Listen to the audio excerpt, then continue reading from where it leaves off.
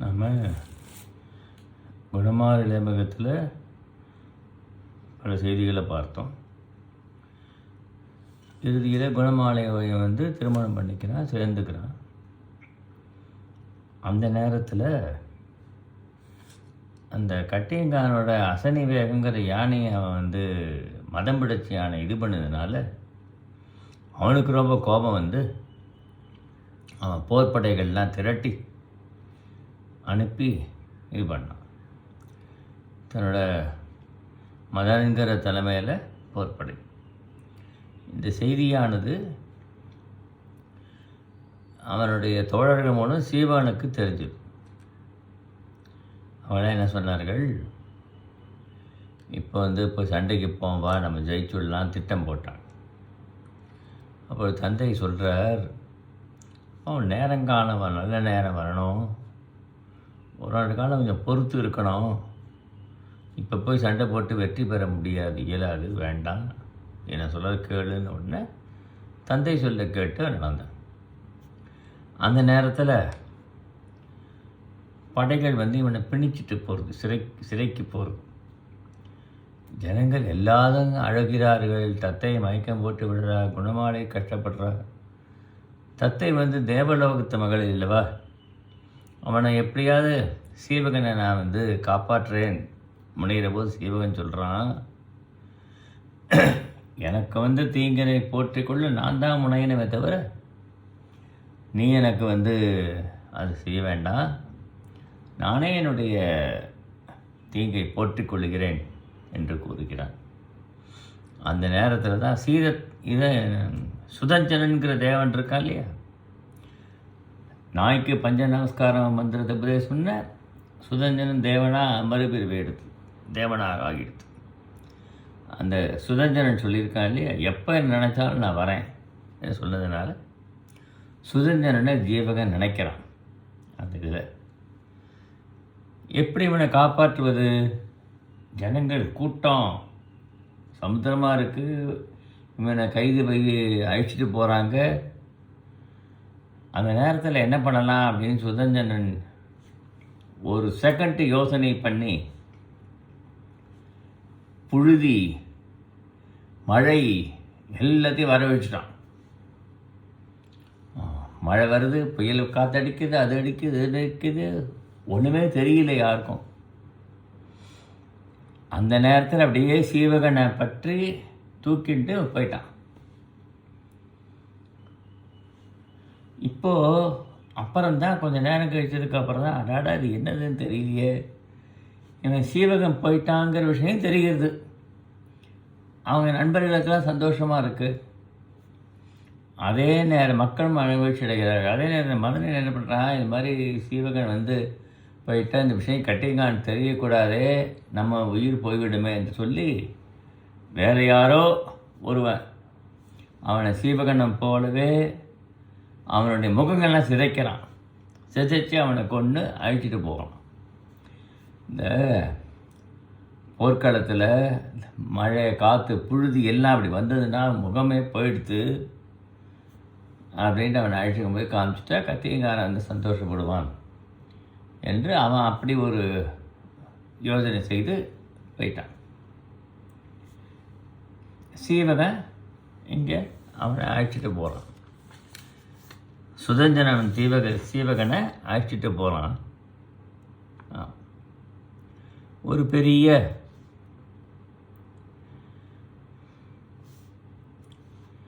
இப்படி கட்டியங்காரன் சந்தோஷப்படுறான். அவனை கொண்டு சீவகன் தான் சொல்லி காமிச்சான் இல்லையா, ரொம்ப சந்தோஷம். அவனை கூடி அவனை பாராட்டி பல சிறப்புகள்லாம் அவனுக்கு செய்கிறான். அப்படிங்கிறதோட இந்த குணமாலையார் நவகம் முடிகிறது. சீவகன் தான் செயல்பட மனம் பிணிக்கப்பட்டு சிறைப்பட்ட போது வருத்தமோ தேவன் சிறைப்படுத்த மகிழ்ச்சியோ கொள்ளவில்லை. அதான் முக்கியம். சிறைப்பட்டு விட்டோமே என்று வருத்தம் அடையலை, சிறையை விடுவிக்க தேவனால் காப்பாற்றப்பட்டாமேன்னு மகிழ்ச்சி அடையலை. இன்னைக்கு ராமருக்கு தந்தையாக அன்றைக்கி பட்டாபிஷேகம் சொன்னார். அன்றல்னு செந்தாமரை போல இருந்தார். அதே கூப்பிட்டு உனக்கு காட்டுக்கு 14 நாள் அப்பவும் அன்றல்னு செந்தாமரை போல இருந்தார் ராமர். இது கம்பராமாயணத்தில் நாம் பார்க்கிற செய்தி. அதே போல் இங்கே சீவகன் காணப்பட்டான் என்று.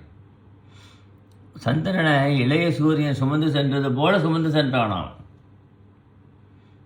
ஒரு மலைப்பகுதியில் விட்டுறான். அங்கே ஒரு தெள்ளிய நீரோடை இருக்கு. குளித்து நீராட்டி மங்கள அணிகள்லாம் அவனுக்கெல்லாம் கொடுத்து அவனுக்கு சிறைப்பாவம் நீங்கியதுக்கு பவித்திரகுமாரன் பெயர் வைக்கிறான். சிறைப்பட்டதுங்கிற ஒரு பாவம் தானே அது. தேவன் அரண்மனையில் குடைநடலில் அமர்ந்து குடைகள் ஒளி வீச கூத்தினை கண்டு மகிழ்ந்தான். கூத்து நடக்கிறத நான் கண்டு மகிழ்கிறான். சீவகன் அழகே தேவியை ரம்யா நாட்டம் பெற்றதன் பயனை அன்றே அடைந்ததாக தேவனுக்கு சீவகனு நட்பு உண்டானவற்றை வினவவே தேவன் சென்ற பிறப்பில் தான் எப்படி இந்த நட்பு ஏற்பட்டது எல்லாரும் கேட்குறார்கள். நான் நாய் பிறவியாக இருந்ததும் அந்த சோற்றை உண்டதுனால எனக்கு பஞ்ச நமஸ்கார மண்டலத்தில் உபதேசம் பண்ணி எனக்கு இந்த தேவ உடம்பு கொடுத்தான். அவனுக்கு ஒரு கஷ்டம்னா நான் செய்வோம். அவனுக்கு இப்போ அழைத்து அவனோட நிலைமகள் அவனுடைய நாட்டை அவனுக்கு கைப்பற்றி தரணும். இதுதான் நம்ம அவனுக்கு செய்யக்கூடிய ஒரு இது. போரில் ஈடுபடும். போரில் என் பகைவனை நானே போரில் யாரும் எனக்காக போர் பண்ண வேண்டாம், நானே போரில் பகைவனை வென்று விடுவேன். ஆமாம், மீன் போல தான் பிறந்த முறையே தங்கி வேற்று நாட்டு நிகழ்ச்சியின் இன்பத்தை இழப்பது போல் அல்லாமல் பல நாடுகளையும் மலைகளையும் கண்டு காணப்போகணும் என்ன ஆசையாக இருக்குங்க. சிவகன் சொல்கிறான், பல நாடுகளுக்கு செல்ல வேண்டும், பல நாடுகளை கன்று கழிக்க வேண்டும், நாடு மகள் கழிக்கணுங்கிறான். உடனே என்னென்ன இடத்துக்கு நீ போகணும் என்று சுதஞ்சனன் கட்டளை எடுக்கிறான். அவன் சொல்கிறான். அதுதான் இந்த பதுமையார் இளமுகித்த தொடக்கம். இதெல்லாம் ரொம்ப இந்த வழியெலாம் நம்ம இது சுருக்க முடியாது. அந்த வழி சொல்லி தான் ஆகணும். இம்மலையிலிருந்து 2 காத தூரம் சென்றால் ஸ்ரீகோயில் உள்ள மலையாகி அரணபாதம் உள்ளது. அரணபாதங்கிற மலை இருக்குது. 2 காத தூரம் சென்றாக்க அங்கு அரசராய் வாழ்ந்து பற்றற்ற துறவிகளாக சாரணர் உள்ளனர். அவர்கள் அணுகி வழிகப்பட்டால் இயக்கி ஒன்றி தோன்றுவாள். நல்லா கவனிக்கணும். ஆமாம், விருந்து உனக்கு தருவா. நீ அதெல்லாம் அந்த விருந்துக்கெல்லாம் ஆசைப்படாதே. இயக்கிய இதை ஏற்றுக்கொள்ளாதே. அரணபாதையின் மலையிலே சரிவிலே செல்க. 25 காத வழி நடக்கணும். ஆமாம், கங்கை கரையில் யானைகள் திரளாக வாழும் காடு வரும். அங்கே பெரும்பாலும் தனியாக செல்ல மாட்டார்கள் யாரும். காடு வரும், கங்கை கரையில் இருக்க இந்த காடுகள் பெரிய யானைகள் கூட்டங்கள்லாம் நிரம்பி இருக்கும். தனியாக அங்கே போகிறது ரொம்ப கஷ்டம் என்று சொல்கிறார். குரங்குகளே வடப்புறத்தை அங்கே குரங்கள்லாம் இருக்கும். குரங்கு வடப்புறத்துமாக்கு போனி சென்றால் யானை திணை காட்டு இதுகாது சென்றால் 2 குன்றுகளுக்கு இடையே அமைந்த பெய்வனத்தை காண்பாய். அங்கே பெய்வனம் ஒன்று இருக்குது. பேய் என்பது இருக்கு என்று சொல்கிறார்.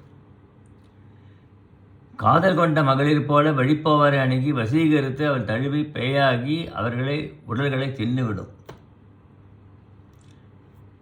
என்ன பண்ணோம்? அப்படியே காதலிக்கிறது போல பேய் வசீகரித்து அவளோட உடலை தின்றுவிடும். பேய்கள் மனித உடலை தின்னக்கூடிய பேய்கள். அந்த பெய்வனத்தை காண்பாய். அவர்களை நீ புல்லாதே புணராதே. மகளிர் போல வேடம் புனைந்து வருவார்கள், ஆனால் பேய்கள். நினைவுகொள். அதை விடுத்து ஒரு காதம் செல். செந்நெல் வயல் கரும்பு நிறைந்த பல்லவ நாட்டை அடையலாம். பல்லவ நாடு ஒரு நாடு வரும், அந்த நாட்டுக்கு போ. அங்கே நிறைய கரும்பு வயல்கள்லாம் நிறையா இருக்குது. 2 திங்கள் இருந்து அந்த அந்த நாடு தலைநகரில், பல்லவ நாடு தலைநகரில் 2 திங்கள் இருக்கணும். 2 மாதம் அங்கே இருந்து தங்கிடு. கொடிய பாலைவனம் ஒன்று தென்படும். இது அங்கே நாட்டிலிருந்து தங்கி 2 திங்களில் 2 மாதம் தங்கிட்டு போனாக்கா ஒரு கொடிய பாலைவனம் ஒன்று தென்படும். அங்கே நீ போகலாம். வெப்பம் பயங்கரமாக காணப்படுவாங்க. விதி முடியவன அங்கு செல்வர். அந்த வெப்பத்தில் உயிர் போனோங்கிற விதி இருந்தால் தான் அங்கு செல்வார்களே தவிர மற்றவர் செல்ல மாட்டார்கள். அங்கு யானை குழவையுடைய பெண் யானையை மயங்கவென்று கருதி அது வெப்பத்தை தன் உடலால் தடுக்கும். அங்கே யான் இருக்கே, பெண் யானையோட இதில் உடலில் இருக்க வெப்பத்தை ஆண் யானை தணிக்குமா. சேவல் படையைபுரம் சிறகால் காத்து துயரை போக்கும். களை தன் நிழலில் பிணையை நிற்கச் செய்து ஒவ்வொரு ஆண் பெண் விலங்குகள் என்றும் தன்னுடைய பிடைக்குள்ள துன்பத்தை போக்கும். பாம்புகள் முறுக்கிவிட்ட கயிறு போல் அந்த மதநீர் சிந்ததுனால பாம்புகள்லாம் முறுக்கி விட்டது போல் ஆகிடும். நீ அந்த வழியே போகாதே, அந்த வழி போகவே போகாது. வேற்று வழியில் செல்லு. சன்மார்கனை தப்பி பொறிவையப்பட்டாராய் சடையராய் உள்ள முனிவர்களை காண்பாய். அவர் தன்மை அறிந்து போவாயாக. அவர் முனிவரோட தன்மை என்னங்கிறது தெரிஞ்சுட்டு அப்புறம் போ.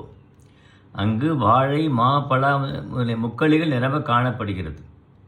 சித்திரகூடம் என்ற பெயருடைய மலைப்பகுதி அது சித்திரகூடம். இதில் கூட சித்திரக்கூடத்துக்கும் ராமாயணத்தில் சித்திரக்கூடத்துக்கும் ஒரே இதுன்னு சொல்ல முடியாது. ரெண்டுமே வேறு இருக்கலாம் இல்லையா? இது ஒரு இடம், அது ஒரு இடம். சித்திரகூட மலையிலேருந்து அஞ்சனமான் நதி ஒன்று ஓடுகிறது. பல இடங்களை சுட்டிக்காட்டி விளக்கினான். இது தாவதர் பள்ளி. இங்கு இடப்பக்கம் அந்த மலைப்பக்கம் வலப்பக்கம் ஆறு, முன்பினும் தேமாமரமும் வாழை மரங்கள் தாழ்ந்த பொழிகள் உள்ளன. தேமா மரம், வாழை மரங்கள்லாம் நிறைய இருக்குது. அவற்றை அழகில் நீ போயிட்ட நம்மளுடைய நோக்கம் நிறைவேறாது. அவற்றை கடந்து செல். குருத மரத்தில் ஏறிய அருமனோட முல்லை கொடி கணவரை தழுவிய மகளிரை போல அழகாக காணப்படுமா. போயிட்டு காட்சி இல்லாமல் உனக்கு தன்னோட காதலை நினைவுபடுத்தும். அதெல்லாம் நீ நினச்சிட்டு இருக்கக்கூடாது. ஆமாம், பன்னீர் காலை பன்னீர் காலை நல்ல விளைச்சல் நல்லா இருக்கும். அதனை கடந்த தக்க நாட்டை அடையலாம். அங்கு கமுகின் பழம் தேன்கூட்டில் விழுந்து அதனை சிதைக்க தேன்துளி தன் வாயில் சொட்ட அதனை வாழை மீனும் வரால் நக்கி தம்முள் மாறுபடும். சத்தியா அந்த நாட்டுடைய வளத்தை சொல்கிறார். கமுகினோட பழம், கமுகின்னா பாக்கு, அது பாக்கு தேன்கூட்டில் விழும். அதை தேன் கீழே சொட்டும். அங்கே வாழை மீன்கள்லாம் இருக்கு இல்லையா, அந்த குளக்கரை, அதெல்லாம் அதை உண்ணும். இப்படிப்பட்ட நாடு. மணிகளை கொழித்து கரையிலே சேர்த்து தன் நலத்தை கூறுபடுத்து உலகத்திற்கு ஊட்டலின் காணிக்கை போன்ற ஆறு ஒன்று காணப்படும். கணிகைனா பல ஆண்கள் பலரை தழுவுகின்ற பெண். அவரோட புணர்ச்சியை மேற்கொண்ட பெண். ஒரு நாளைக்கு பலரோட புணர்ச்சியை மேற்கொள்பவள். அது ஆறு ஒன்று இருக்குமா. அந்த ஆறு அப்படியே கவர்ந்து விடும். யானை தந்தங்க காலங்களுக்கு வைத்தியலுக்குரிய வலைகளாக அமைத்து கவரி மயிரால் அமைந்த கூரைகளை உடைய குரம்புகள் செறிந்த காடு ஒன்று தென்படும். துடிக்குரல், கண் அரிக்கும் குரல், யானை பிளறுகின்ற ஒளி, மான்களின் குரல், வேடர்கள் சீழ்க்கை ஒளி. பெண்களைப் போல அழவே வாவிகள் அங்கு உள்ளன. பெண்களைப் போலவே அழுகின்ற வாவிலாம் இருக்கான், குளங்கள்லாம். அவற்று ஒன்று பொற்றாமரை நிறைந்தது. ஒரே ஒரு குளம் வந்து பொற்றாமரை நிறைந்ததாக காணப்படும் என்று சொல்கிறார் ஆசிரியர். ஆமாம்,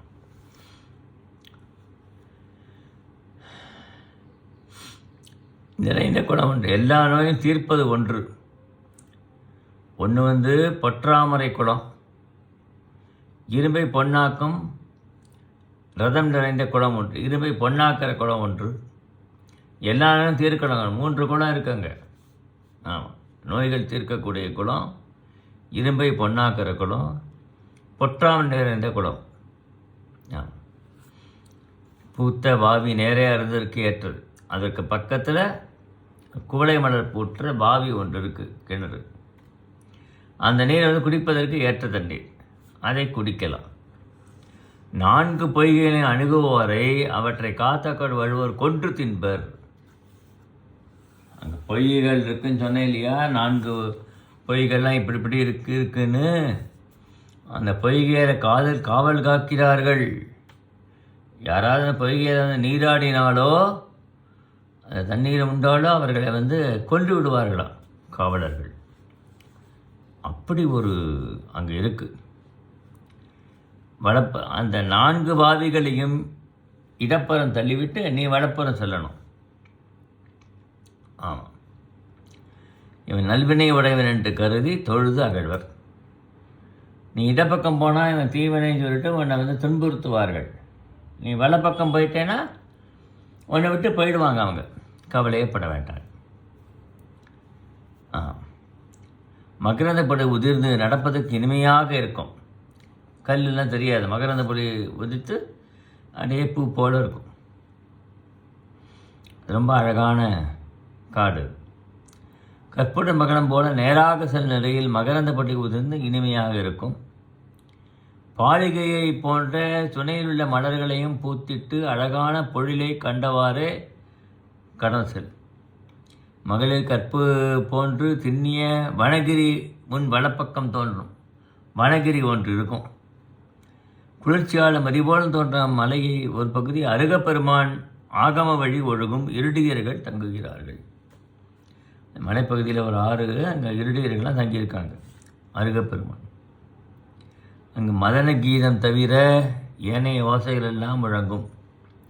அதனை கடந்து சென்றால் பரத்தை உள்ளம் போல் வழிகள் பலவாக கவர்ந்து அவற்றுள் செந்நெறியை கூறுகிறேன். அது ஒரே ஒரு நெறியை சொல்கிறேன். அங்கே ஒரு சுனை உண்டு. சுனைனா மலைப்பகுதியில் இருக்கக்கூடிய தண்ணீர் நீர் தேக்கம். அச்சுனை அருகில் ஒரு வட்டப்பாறை உண்டு. அதன் அருகே வேங்கை மரம் ஒன்று காணப்படும். ஆமாம், அந்நாட்டு மன்னனை எதிர்ப்படுத்தி எனக்கு ஊழால் இயல்பான அமையும். அந்த நாட்டு மன்னனை வந்து எதிர்ப்பு பண்ணிக்கொண்ணி. நாட்டு மன்னனை எதிர்ப்படுதி அவனை வந்து கான் என்று சொல்லு. எதிர்ப்படுதினா காண்பாய். ஆமாம், உனக்கு ஊழாகவே அவனை காண்பாய். நீ ஊழ்மனையே உன்னை காண வைக்கும். மன்னன் தன் மகள் நடக்க மனம் செய்விக்க நீ தங்குவாய். அந்த மன்னன் செய்கிறான், தன் மகளை உனக்கு மனம் செய்விக்கிறேங்க உன் அரண்மனை தங்க சொல்லுவான். நீ தம்பி நந்தட்டன் தோழர்களும் நின்னை அங்கே வந்து சந்திப்பர் என்றான். நந்தட்டன் தோழர்கள் அந்த நாட்டுக்கு வந்துடுவாங்க. நீ இப்படி போ, அவர்கள்லாம் வேறு வழியாக வந்து விடுவார்கள் சொல்கிறான். தூரிய வழிகள் காணங்கள் போக்கில்லாத அறுவழிகள் குன்றங்கள் உறவு கொள்ளும் இடங்கள் நாடுகள் பொய்கைகள் என்பவற்றை விளக்கிய சுதஞ்சனன் சீவகனுக்கு காமனம் வெறும் சரீரத்தை தருவது. காமனம் வெறும் சரீரம், நல்ல அழகான சரீரம், விடைய மயங்கர சரீரம். பாம்பு விடம் மண்டல விடம் கொடிய நோய்கள் என்பவற்றை தீர்ப்பது. பாம்பு விஷம் கடிக்கிறது, அதில் வரக்கூடிய துன்பத்திலிருந்து பாம்பு விஷத்திலிருந்து நீர்ப்பது. விஷம் கடித்து ஒருத்தர் உயிர் போகாமல் காப்பாற்றுவது இல்லையா. வேண்டிய வடிவத்தை எடுப்பது. வண்டு போல வடிவம் எடுக்கலாம், யானையை போல பூனையை போல எப்படியோ ஏதோ வடிவம் எடுக்கலாம். வேண்டிய வடிவத்தை எடுக்கக்கூடியது ஆகிய 3 மந்திரங்களை உபதேசிக்கிறானாம் சீவகனுக்கு சுதஞ்சனன். ஆமாம், இது முக்கியமானது. காமனவரும் சரீரத்தை நீ பெறணும், திடீர்னு எப்படி நீ நினச்சா பொண்ணாக மாறும், ஆணாக மாறும், இல்லை ஆணாக இருந்து ரொம்ப அழகாக இருக்கும், எல்லாரும் விரும்புவார்கள் இல்லையா என்று சொல்கிறான். நோய்களை, பாம்பு நோய்களை நீக்கக்கூடியது மந்திரம். வேண்டிய வடிவத்தை எடுக்கிற மந்திரம். இந்த 3 மந்திரங்கள் உபதேசிக்கிறான். அதை அப்படியே மனசில் பதிய வைத்து கொண்டான் சீவகன். அவன் தேவனை விடைபெற்று கொண்டு தூரக மனத்தால் செல்ல முற்பட்ட சுதஞ்சனன் அவன் போக்கிற்கு ஒருபட்டான். காந்தர்வதத்தை மீண்டும் என்று எய்துவேன் என்று கேட்கிறான். இன்னும் 12வது மாதத்திலே, 12 மாதம் இருக்கு, இப்போ இன்னும் 1 வருஷம் இருக்குது, நீ அவனை ஏற்பான். ராசாமத்தை அடைந்து கட்டியங்காரனை கொன்று முடிசூடியின் பரம்பரை நிலத்தை உரிமையை நீ பெற்று இறைவனை வழிபட்டு பேரடைவாய். 12 மாதம் கழிச்சா நீ காந்தர்வதத்தை காண முடியும். முன்னா கூறிய பின் மறைபொருளானவற்றையும் கூற தனக்கு மந்திரம் உபதேசித்த ஆச்சாரிய சுதந்தனை தொழுதினான். மந்திரம் உபதேசித்தான் இல்லையா, அவன் குருவாக போயிட்டான். அப்போது நிலவனத்தை கேட்ட திலகம் போல சூரியன் உதயமாக மலைப்பகுதியில் சீவகன் நடத்தலை இல்லாது என்று கருதி சுதந்திரன் அவனை ஏந்தி சென்று நிலவிலகில் விடுத்து ஒரு அழகிய சோலையை அவனை தழுவி பின் காண வருகிறேன். சரி, மலையில் ஏறி போகிறது கஷ்டம்னு சொல்லிட்டு மலையில் அவன் போய் நிலப்பகுதியில் விட்டுட்டு நான் அப்புறம் வரேன்ப்பா என்று சொல்லிட்டு போயிட்டான். அறிவு தெரிந்த பிராயம் தொட்டு நண்பரை விட தனியே எங்கும் போய் அறியாத சீவகன் இதுவரைக்கும் நண்பர்களோடையே போயிருக்கான், தனியாக போனதே கிடையாது. மலைகளை கண்ணீரை வடிக்கிறதான், சான்றோர்கள் தாழ்வென்றது நகைக்கிறார்களாம், முல்லைக்கோட்டைகள் சிரிப்பது போல இருக்கான், இத்தடாதென்று காந்தன மலர்கள் கைமறித்து விலகுவது போல இருக்கான். இயற்கையான செய்கிற காட்சிகள்லாம் அதை பார்த்து அவனுக்கு ஏதோ இப்படி அவனுக்கு ஒரு நிலை வந்துவிட்டேன்னு வருத்தப்படுறது போல இருக்கான் என்று சொல்லுகிறார் ஆசிரியர். உடும்புகளை பற்றி இழுத்தால் ஒடுங்கிய மார்பன கரடி போல் உடல் மையம் செரித்து வெற்றிலை உண்டு அறியாத ஆட்டுக்கிடாய் போன்ற குள்ளுடைய வேடன். இது முக்கியமான ஒன்று. இந்த வேடன் வராங்க. வேடன் எப்படிப்பட்டவன்? கருமை நிறம், உடும்புகளை பற்றி இழுப்பம் அவன், ஒடுங்கிய மார்பு உடையவன், கரடி போல் உடை மயிர், வெற்றிலேயே செஞ்சிருக்க மாட்டான், ஆட்டுக்கிடா உடையவன் அவன். வழான் புலாலும் கல்லை தன் மனைவியுடன் செருப்பண்ண மறைவறி விடுத்து வில்லேந்தி எதிர்படுறான். உறைவிடம் பற்றி விடவன் அவன்கிட்ட போய் நீ எங்கேப்பா இருக்க என்னன்னு கேட்கான். அவனை போய் பார்த்து கேட்டான். திணைப்பணத்திற்கு தென்மேற்கு முனையில் உள்ள குவட்டில் வாழும் குறவர் தலைவன் என்று அவன் தன்னை அறிமுகம் செய்து கொண்டான். அவன் உணவு யாது என்று கேட்கிறான். சீவகன், எப்பா நீ என்ன உணவு சாப்பிடுகிறாய்? ஆண் பன்றி, முள்ளம் பன்றி இவற்றின் புலாலை சமைத்துண்டு நெல்லால் ஆக்கின கல்லினை உண்டு, நெல்லால் செய்யப்பட்ட கல் தம் பழக்கம் என்று கூறினானோ. அவன் சொல்கிறான், சீவகன் சொல்கிறான், ஊனும் தேனும் கல் உண்பதால் அவனுக்கு தீய பிறப்பு ஏற்பட்டதப்பா. நீ ஊன் சாப்பிட்ற, மாமிசம் உணவு சாப்பிட்ற, கல் குடிக்கிற இல்லையா, இப்படி தேன் இப்படி எல்லாத்தையும் சாப்பிட்ற இல்லையா, சாப்பிட்டு குடிக்கிறதுனால அவனுக்கு தீய பிறவி ஏற்பட்டது. இதை 3ஐயும் தவிர்த்து விடு, கல்லும் ஊனும் தவிர்த்து விடு முதல்ல. அவன் கேட்குறான், கல் ஒன்று கல்லையும் மாமிசம் தவிர்த்தால் நான் எப்படி வாழ முடியுங்கிறான். அவனுக்கு புத்திமதி சொல்கிறான். மாமிச உணவு சாப்பிட்டா என்னென்னலாம் நடக்கும் என்று. இயற்கையாக கிடைக்கிற காய், கனி, கிழங்கு வகைகளை உண்ணுப்பா. அக்குறவனுக்கு புத்திமதி சொன்னவன அவனுக்கு உடனே பக்குவம் ஏற்பட்டு போச்சு. தேன் உண்கவற்றை விடுத்து காய், கனி, கிழங்கு உண்ணும் உறுதி போன்று சீவகனை தொழுது இயங்கினான். அந்த வேடுவர் கூட்டத்தையே மாற்றிட்டான் நல்லவனா. நம்மால் முடிஞ்சால் மற்றவருடைய தீய பழக்கத்தை மாதிரி நல்லவனை ஆக்கணும். அதுதான் உதாரணமாக இருந்திருக்கான். நல்லவனை ஆக்கிட்டான். அடுத்தது, காட்டுத்தீ போல் வந்த யானை கூட்டங்களை காக்க எண்ணி தெய்வத்தை மழை பெய்வித்து அரக்கமாகப்பட்ட பாண்டவரை வீமன் காப்பாற்று போல் யானைகளை காப்பாற்றினான் இல்லையா? யானை கூட்டம் இருக்குது, காட்டுத்தீ வந்துடுத்து சூழ்ந்துடுத்து, யானை எப்படி பிழைக்கும்? உடனே மழை தெய்வத்தை வேண்டி மழை பெய்வித்து அந்த தீ அணைத்து யானை கூட்டத்தை காப்பாற்றினான். அது எப்படி இருந்ததுன்னா, மகாபாரத அரக்க மாலைகளை வச்சு எரிப்பதற்கெல்லாம் முற்பட்டான் துரியோதனன் சகுனியெல்லாம். அரக்கமலை எரித்த அரக்க மாலையிலேருந்து எப்படி வீமன் எல்லாரையும் காப்பாற்றினானோ அதுபோல் காப்பாற்றினான் என்று இங்கே எடுத்துக்காட்டு சொல்கிறார். மகாபாரத எடுத்துக்காட்டு வரும்.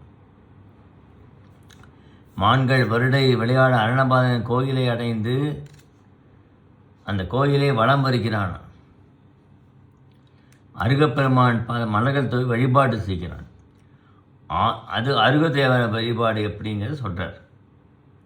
ஆதி வேதம் பயந்தோன், அடியவர்களும் பூமாரியில் அணைந்தோன், நீதி நெறியை உணர்ந்தோன், நற்காட்சி முதலின் தலைவன், பிறவியை கடந்தோன், பேரின்பத்து உள்ளோன், சொர்க்கத்தை வெறுத்தோன், எல்லையில்லா அறிவாளன், எல்லையில்லார் எவரி உடையவர், பொன்முதல் அமைந்த கோயினான், மூவுலகுக்கும் தலைவன், தேவரால வழிபடப்படுவன், பிறர் அறியாத மேம்பட்ட பண்பு கடலா முக்கடை நிழலில் தரும சக்கரம் செலுத்துவது போன் ஆகிய பெருமானை தங்கள் பற்றுக்கள் வினைகளும் போகுமாறு வழிபட்டார். பின் பற்றற்று வாழும் சாரணரை வழிபட்டு உலக புகழ் காம வெகுளி மயக்கங்களை நீக்கி முக்தி அடைந்தவர். அங்கம் பூர்வம் அதனை 3 ஆகமங்கள் மூலத்தை தந்தவர். தீவினையை போக்கி ஆகமங்களை அருள் செய்து வீடு பெற்றினை விலைக்கு உரைத்தவர். அறிவுக்கல்லையாக உள்ளவர் அவர்களை போற்றி பின் அவர்களெல்லாம் போற்றினார். இயக்கெழுத விருந்தினை ஏற்று பல்லவ தெய்வத்தை நன்னினான். பல்லவ தேசம் இயக்கி ஒட்டி தோன்றி உணவு கொடுப்பா, அதை சாப்பிடுன்னு சொன்னதுனால அதை சாப்பிட்டு பல்லவ தேசத்துக்கு போயிட்டான்.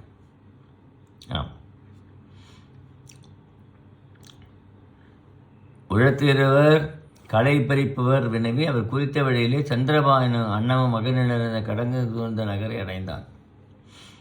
அங்கு வடக்கு நோக்கியவர் அப்பொழுது மேற்கின் சூரியனை நோக்கி வர காக்கை பறந்து செல்லவே காக்கை வடமாக பறந்ததனை நன்னித்தமாக கொண்டான். நம்ம வீட்டோடு வெளியே காக்கை நமக்கு வளமாக பறந்தமான நல்ல நிமித்தம் என்று ஏற்றுக்கொள்ள வேண்டும். நிமித்தங்கள்லாம் அங்கே சொல்லப்பட்டதுலேயே அது நல்ல நிமித்தமாக. ஆமாம். அரசன பரிவாத மணிக்குள் நீரால் குளிப்பாட்டி போட்டு நகரில் செல்லான். நீராள குறிப்பாட்டுக்கு நல்ல நகரில் அவை செல்லுகிறான். சந்தனம் அடைந்த சண்பகச் சோலையிலே அரங்கினை அமைத்து அலங்கரித்து தேவங்களில் ஒத்த மகளிர் அரசகுமாரனிருந்து காணுமாறு ஆடல் பாடல்கள் 3 ஆட மேம்பட்ட தேசிக பாயன்களை கொண்டு நாட்டியை நிகழ்த்த அவள் தன்னுமே முதலே ஒலிக்க கைவன் நயனம் செல்ல கூத்தினை முறைப்படி ஆடுவது கண்டு வெண்ணெய் போல உள்ளம் உருகினர். அவருடைய தேசிக பாவையுடைய ஆடலை பார்த்து அப்படியே எல்லாரும் உருகிக்கிறார்கள். பாடல் கூத்திசை 3ம் இணைந்து இனிமை மிக தன் கண்களால் ஆடல மனங்களை உருவி பாயுமாறு அம்பு எய்து வியர்வையில் பூசிய சந்தனம் அழிய பட்டம் மின்ன குழை ஒளி வீசுகிற கமலவர்தனையை காட்டி ஆடிய தேசிக பாவை அங்கே அமர்ந்திருக்கிற சீவகனை கண்கொட்டாமல் பார்க்குறாளாம். ஆமாம். அரசன் அறியாதவாறு அந்த முத்து மாலையை உதிருமாறு செய்கிறாளாம். புக்கள் வாட காமத்தி தலைக ஏறி போச்சவளுக்கு சீவகனை பார்த்த உடனே பரத்தியார் கர்ப்பபுரா உடையவன் என்று கூறி பொய்மொழியே இளைஞன் முருகனோ காமனோ தெரியலையே அரசகுமாரனோ என்றெல்லாம் அவனை பார்த்து செய்கிறான். லோகமாலனை பொருந்தி பார்த்து சீவகனை கண்டு அவன் அழைத்து வர செய்தான். அரசன் என்ன செய்கிறான், சீவகனை பார்த்தவொடனே இவனை பார்த்தா நல்லா இருக்கே, இவன் யார் என்று லோகமாலனை அழைச்சி வா சொல்கிறான். இவன் கண் இமைக்கிறது, கால்கள் நிலத்தில் தோய்கிறது, அணிந்துள்ள மாடை வாடுகிறது. அதே அரச இது இந்த நில உலக சேர்ந்த மனிதன் என்று மாநில குமரன் என்று எல்லோரும் நேராக உலோகபாலன் அவனை அருகில் அமர்த்தி கொண்டு தோழன் என்று புகழ்ந்தான். அவனை பற்றி புகழ்றான். மீண்டும் என்று அவன் ஆடிக்கொண்டிருக்கா. அவன் மட்டும் அரண்மனை ஏவலன் ஒரு லோகபாலனை அணுகி தொழுது பதுமையை பாம்பு தீண்டிற்றுன்னு சொல்கிறான்.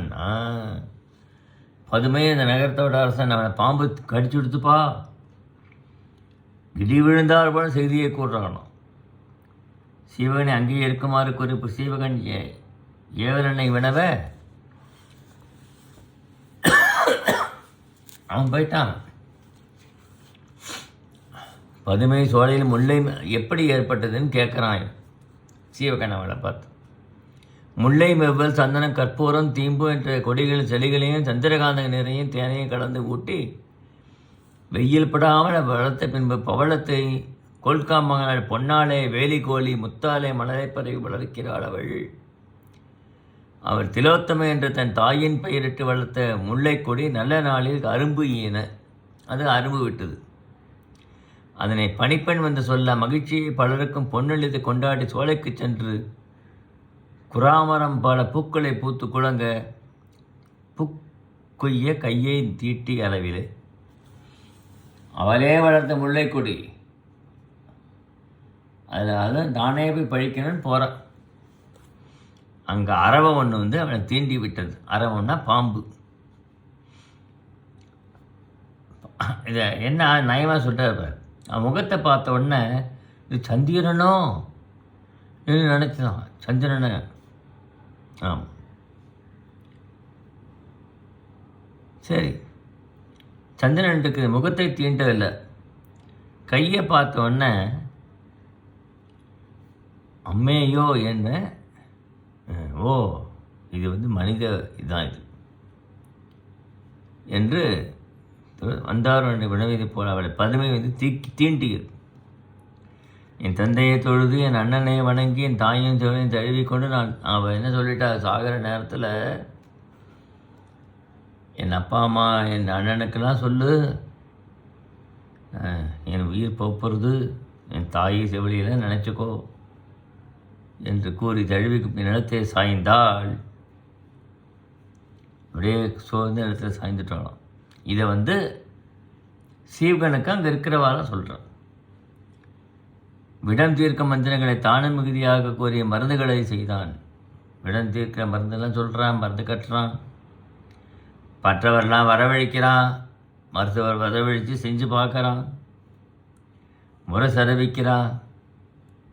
இது வந்து மண்டலி என்று சிலர் சொல்கிறாராம், சிலர் ராசமாநகரம் என்பார், சிலர் ராசமா நாகம், நகரம் ராசமா நாகம், ராஜநாகம். கோழையை விட பித்தம வாயும் பெருகின என்பார்கள். அதை பார்த்துட்டு சொல்கிறா எல்லாரும். மந்திர மருந்துக்கு இவ்விடம் கட்டுப்படவில்லை என்பார்கள். அவள் கைகள் கால்கள் நெற்றியவற்றில் சிருங்கி என்ற மருந்தினை இட்டனர்.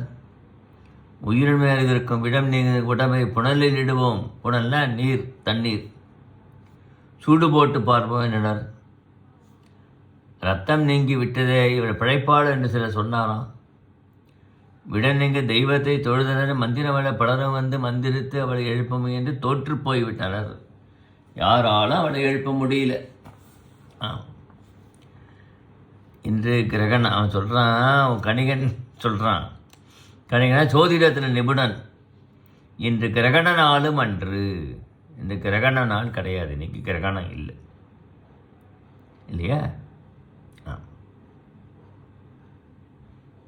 இவள் பிறந்த நாளும் அன்று. இவளுக்கு பிறந்த நாள் கூட இன்னைக்கு இல்லை. ஆதலின் அச்சமில்லை. ஞாயிறு கழிப்பாக நட்டுன்னு அக்காலத்துக்கிற தெய்வம் மாயோன். மாயோன்கிற தெய்வம் தான், திருமால் தான் மாயோன். ஆதலின் அவன் கருட பார்வையால் நஞ்சு நீங்கும். அவன் கருட பார்வை இருக்கும்போது நஞ்சு நீங்கிடும், கவலைப்பட வேண்டாம் என்று மிதுன ராசியிலே கோங்கமர உச்சியிலே ஆந்தை பாடுதல் நல்லமித்தம். அந்த மிதுன ஒவ்வொரு ராசியும் சூரியன் வர நேரம் சொல்கிறோம் இல்லையா, அந்தந்த மாதத்துக்கு ஏற்ற மாதிரி ராசியில் மிதுன ராசியில் கொங்கு மரத்தில் வந்து நிற்கிறது பாரு, அதனால் குவிக்கிறது, அதனால் அச்சமில்லை, நல்ல செயல். ஆந்தை பாடுதல், ஆந்தை வந்து பாடுதல், ஆந்தை பாடாது, ஆந்தை கத்தும். தானம் அந்த ராசியில் வந்து மேலே கத்தினா நல்லது. நல்ல நிமித்தம் விட இளைஞன் ஒருவன் இங்கே வருவான்னு சொல்லிட்டான். இந்த நங்கை வந்து இறக்க மாட்டா. ஒரு இளைஞன் இங்கே வந்து அவருடைய பாம்பு விஷத்தை போக்குவாள் என்றார். நாங்கள் விழுந்தன புல்ல போல, மயில்கள் மயங்கி கிடந்தன போலவும், கலவைகள் கண்டிழந்தன போலவும், இடியவர்கள் யாதென்று சீவகன் வினவ கேட்கிறான். விடமுண்ட பதுமையை நோக்கி அவள் விடத்தை போக்கி புகழை விதைத்து உறவினை ஏற்படுத்தி கொள்ளுமாறு சீவகன் கூற, சீவகன் சொல்கிறான், நான் வந்து விடத்தை நீக்கிறேன்ப்பா இல்லையா. நாகம் கடித்திருந்தால் தெய்வங்களால் இடையூறு ஏற்பட்டிருந்தாலும் இவளுக்கு இறப்பு ஏற்படாது வருந்தற்க. பாம்பு விடத்தை கக்குதல் அச்சம், தனக்கு உணவு என்று கடித்தல். பாம்பு வந்து விஷத்தை வந்து கக்கிடும். அச்சம் ஏற்பட்டாக்க நம்மளை கொண்டுடுவாங்களோன்னு பயந்துன்னு கடிக்கும். உணவு என்று கடித்தல், உணவுக்காக கடிக்கும். கோபத்தினால கடிக்கும். பெண் பாம்புடன் கூட நேரம் கடிக்கும். படமெடுத்து ஆடு நேரத்தை கடிக்கும். தனக்கு தீங்கு செய்தால் கடிக்கும். தான் போகின்ற போது இடையூறாக வந்தாக்கா அதுக்கு கடிக்கும். 8 காரணங்கள் தான் பாம்பு கடிக்குமே தவிர கடிக்காது. யமதூதா என்ற பல்லின் விடம் கடித்த இடத்தில் பாம்பின் வாயுமாய் உயிர் போய்விடும். பல்லில் வந்து எல்லா பல்லும் விஷம் கிடையாது. யமதூதாதிங்கிற பல்லு தான் விஷம். அதை பட்டால் விடம் போயிடும். பாம்பில் 4 வகை சொல்கிறார் பாரு. பாம்போட செய்தியெல்லாம் அழகாக சொல்கிறது இங்கே. பாம்பு அந்தன வருணத்தின் பசுப்பால் அன்னம் போல மனம் வீசும். அந்தனர் பாம்பு கடிச்சிருந்தா கடித்த இடத்த நம்ம நுகர்ந்து பார்த்தா பசும்பால் சொல்லக்கூடாது. பசுப்பால்னு சொல்லவே கூடாது. பசுப்பால் தான் சொல்லணும், பசும்பால் சொல்லக்கூடாது. பசும்பால்னா என்ன? பசுமையான பால் என்று பொருள் மாறிடும். பசுப்பால்னா பசுவினுடைய பால் என்று பொருள். அதை நம்ம நல்லா இங்கே தெரிஞ்சுக்கக்கூடிய எல்லாரும் பசும்பால் தான் சொல்கிறாங்க. அது தவறு. பசுப்பால்ன்றது நம்ம சொல்லணும்.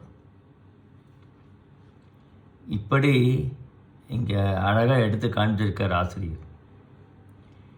இப்பெண்ணுக்கு வந்து பாம்பு கடித்த வாயத்தை கொப்பளம் கொள்வதானால் கடித்தது பாம்பு தான். கொப்பளம் கொண்டிருக்கான்னு பார்க்கணும். மண்டலி கடிதத்தை தைத்தால் தேன் போல் நீர் சுரக்கும். இப்பெண்ணுக்கு இரத்தல் இல்லை என்று கூறிட்டான். கோழை மலர் எடுத்து 3 முறை மந்திரம் ஓதி அவள் மயிர் முடியிலே கோழையை செருகினான். பின்னும் 2 முறை ஓதி அவள் முகத்தை நோக்கினான். அவன் அவளை நோக்கிய அளவில் கதிரவனை கண்டு இருள் விலகுவது போல உடலில் இருந்த விடம் நீங்கியது. மந்திரம் சொல்லி அவரோட கூந்தலில் கோழை மலர் சொருகின உடனே விஷத்தை நீங்கியது போல வந்துட்டாளாகும். வளையும் மாமை நிறம் பொங்கி பசு நிறத்தில் மூழ்கி காமன அம்புக்கு இலக்காகினான். சீவகனை பார்த்துட்டாலே அப்படியே மயங்கிட்டாவும். தீண்டி உடலுள்ள விடம் அறவே நீங்கமாக சீவகன் செய்ய வேண்டியது. சீவகன் சொன்னால் விஷம்லாம் நீங்கி எடுத்து காதல் நோய் ஏற்பட்டு போச்சே, அந்த விஷம் எப்படி நீங்கும்? அவள் உடம்பு முழுவதும் தன் கைகளால் தடவினான். அதை அப்படி சொல்லாதபடிக்கு அந்த உடல் முழுவதையும் போர்வையை போத்திட்டு அப்படியே சந்தனத்தை கையால் தடவறான். இதுதான் புணர்ச்சி இதில் வரும். அவள் பிறரையா தன் அன்பு பார்வையால் அவனை சுற்றி பிணித்து விட்டாள். இவள் வித்யாதர வீரன் தேவகுமாரன் போனவேலை மீட்ட பதுமனை மன்னன் இவனுக்கு மனம் செய்து வைப்பான். மன்மதன் இவன் மார்பில் உறங்கி இவனை பிணிக்கும் பெண் பேரும் பேறுபுடையவள்.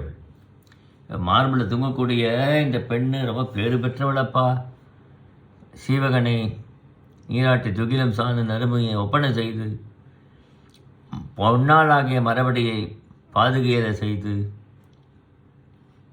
அவன் உணவு இன்னவனம் அறைந்து முறைப்படி கால்களை கழுவி காய்களை கழுவிட்டு வந்தால் உணவு உள்ளணும், வாயை கொப்பளிக்கணும்.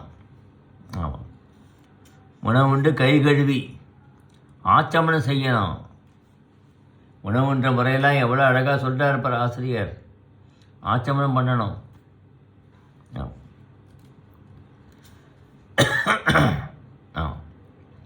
வாயை துடைக்கணும். அவன் கண்மதி உறுப்புகளை தீண்டி முகவாச தாம்பூலம் தரித்து அரசனத்தன் கடையறிவு தோன்ற உரையாட இவனுக்கு நிகழலை என்று வியந்து சூரியன் மறந்து விட்டான். என்ற இரவு வந்தது. பதுமையோட நிலவிலை இருக்கானாம். இதில் நிலநோக்கியனை பறிதான் நான் அங்கே நடந்த நிகழ்ச்சிகளை சீவக சிந்தனை பண்ணி பார்த்துக்கிறான். அப்பா என்ன அழகு, என்ன அழகு, என்ன அழகு என்று படுத்த பதுமையை அவன் சீவகன் நினைக்கிறாள். காமனா முருகனா தெரியலையே, என் உயிரை மீட்ட அவனை என் உயிர் போய்கொண்டிருக்கிறதே, பார்க்கிறத போல நெஞ்சம் கலங்குகிறதே, மணி ஓசையும் மாலை நேரமும் ஆம்பல் பண்ணும் எனக்கு தீயனை போல சுடுகின்ற. சாலை காலத்தில் மாலை காலம் வந்தால் உடம்புலாம் எனக்கு ஏதோ கொதிக்கிற மாதிரி இருக்கே என்று சீவகனியே நினைக்கிறாளாம். ஆகும் சிவலியெல்லாம் அவளுடைய இதை ஊற்றி அப்புறம் அவளுக்கெல்லாம் அழகு செய்கிறார். மனம் செய்வித்தல், ஊசலாடுதல், பந்த முதலில் ஈடுபட்டு சீவகன் 17 அவளை பண்டு சோலையை அடைந்து அங்கே மயில்கள் திரும்ப ஓடையில் போய் சோலையில் போய் அவளை சந்திக்கிறது. அவரோட தோழிகள் அதை அவளுக்கு விடுறது. இப்படி காதல் நிகழ்கின்றன.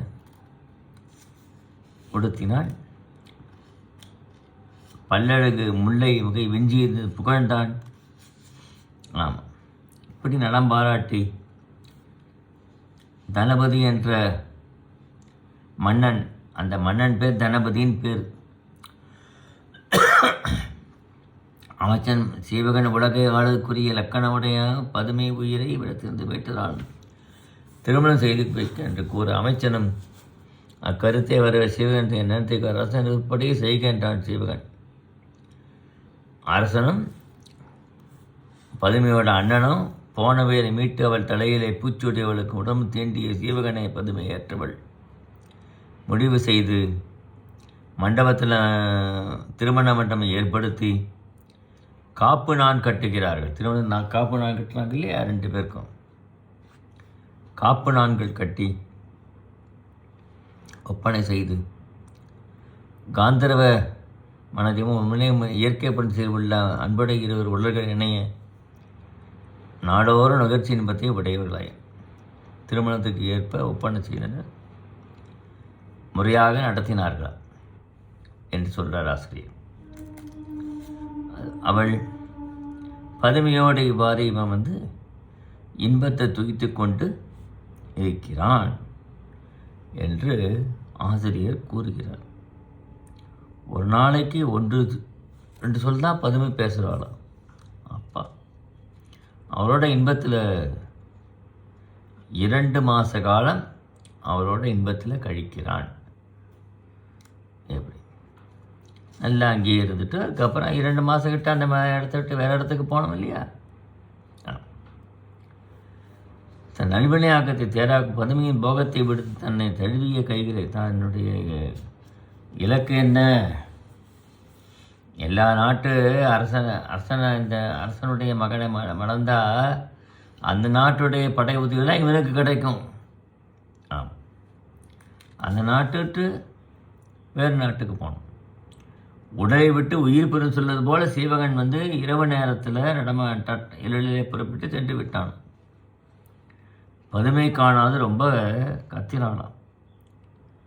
தலைவி உடல் நோவாதபடி மெதுவாக தழுவு என்று அவளுக்கு கூறும் நீ எனக்கு கூறவில்லையே என்று அவள் வெகுறாளாம். சிவன் எங்கே போனான்னு தெரியலையே என்று அவள் வந்து ரொம்ப கஷ்டப்பட்டு இருக்காள். அவளுடைய துயரத்தை போக்குவது முடியாத காரியமாக இருக்கான். அப்படி அழுது ஒழுகி பதுமைக்கு சீவகன் பிரிவு வந்து ரொம்ப பிரிவு. அப்புறம் எல்லாரும் பிரியக்குதான் காமம் உருகிய பொன்னில் அதாவது ஆடவர்கள் பிரிந்து செல்வது இயற்கைப்பா. இப்போ ஆடவர்கள் வந்து சம்பாதிக்கணும்னா வெளியில் போய் சம்பாதிக்க வேண்டும், வாணிபம் செய்யணும்னா வெளியில் போய் வாணிபம் செய்யணும். அப்போ பிரிவு தான் ஏற்படும். அதுக்கெல்லாம் அவன் வந்து இல்லத்திலிருந்து கற்பனரையை காத்து இல்லத்தில் இருப்பதான் கடமை என்று எல்லாரும் அவளுக்கு ஆறுதல் கூறிதான். சீவகன் என்ன சொற்கள் சொன்னா என்று கேட்கிறார். போர் தொழிலுக்கும் பொருட்கும் மனைவியை பிரிந்து கடிய வழியில் போதல் ஆண்கள் கடன். மனைவியர் கடமை பிரிவு குறித்து இறந்துவிடாத வீட்டில் இருத்தல். தாமரை மேல் விளையக்கூடிய அன்னம், தாமரை மேலே விளையாடுற அன்னம் இருக்கு இல்லையா, வெளியிடங்களிலே நீலப்பூக்கள் பூத்திருக்குமான நீலப்பூக்களை நினையாது. என்ன சொல்கிறான், எனக்கு ஒரு இலக்கு கடமைன்னு ஒன்று இருக்குது, நான் போயாகணும், ஆண்களுடைய என்னுடைய இதை தீர்க்கணும், போர் வந்து என்னுடைய நாட்டை மீளணும், அதனால் செல்கிறேன். தாமரை பூக்களில் தான் வண்டுகள் தேனை உண்ணும் அன்னமானது, ஆனால் நீலப்பூக்களுக்கு போகுமா? அதுபோல் நான் வந்து ஒன்றை நினச்சிட்டு இருப்பேன், வேற ஒரு பெண்களை நடமாட்டேன், நீ கவலைப்பட வேண்டாம் என்றெல்லாம் சொல்லிட்டான். சொல்லிட்டு நற்றாய் மகிழ்ந்தான். நல்ல சுகனமாக சொல்லியிருக்காப்பா, நீ தான் தாமரை, நின்னை இப்பொழுது பிரிந்தாலும் உன்னை முழுமையாக நீங்க மாட்டான் என்று அவளுக்கு கூறி ஆறுதல் கூறுகிறார். கருடன் போல மகளிர் போல வருந்துவது தகாது என்று சொல்லி இருக்கான். அரசன் தளபதி அவனை விரைவில் தேடிதமாறு எவளின் நாட்டு ஜீவகன் அழகிய வடிவம் எடுத்து வடதிசையை நோக்கி போக எண்ணினான். முன்பு கடலை அணிந்த சீவகன் கடியில் நடப்பதற்கு தகுதியாக தன் ஆடையை இருகூறாக்கி ஒன்றினை உடுத்து தன் அணிகலன்களை எல்லாம் வழங்கி நடக்கத் தொடங்கினான். தன்னோட அணிகலன்கள்லாம் வேற ஒருத்தருக்கு கொடுத்துட்டு போகிறான்.